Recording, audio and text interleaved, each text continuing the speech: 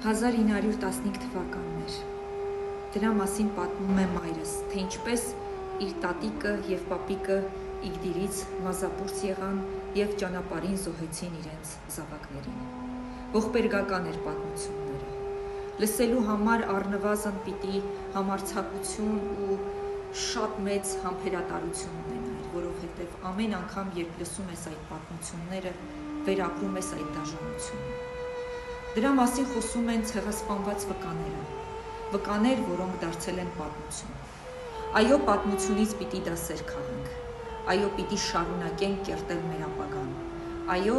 այսօր աշխարհաքաղաքական վայրուվերումներից ելնելով չի դադարում աշխարհում պատերազմները, ցեղասպանությունները և զոհերը։ Եվ ուրեմն ինչ պիտի անենք յուրաքանչյուրս։ Պիտի ապրենք նորովի, կերտենք նոր Հայաստան, նոր հնարավորություններ և նոր ապագա սերունդ։ Հուզումնալից է պահը, երբ դիտում ես, թե ինչպես ծաղիկները ձեռքներին երիտասարդները, որոնք թվով 3-րդ, 4-րդ կամ 5-րդ սերնդակիցներն են, գնում են ցեղասպանության հուշահամալիր